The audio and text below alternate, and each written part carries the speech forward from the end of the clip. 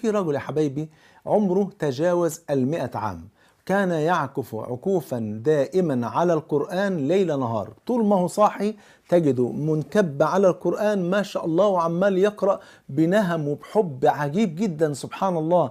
طول ما هو قاعد، يا إما لو مثلا ما كانش بياكل أو بيشرب أو مثلا نايم أو غير ذلك، طول ما هو صاحي ما شاء الله حاطط القرآن على الستاند وعمال يقرأ في كتاب الله سبحانه وتعالى. فكان يختم القرآن كل 5 أيام، يعني بيقرأ في اليوم 6 أجزاء بفضل الله سبحانه وتعالى. فأين همة الشباب وأين همة البنات بفضل الله سبحانه وتعالى؟ رجل في السن ده ما شاء الله بيختم القرآن كل 5 أيام، اللهم بارك يا رب العالمين.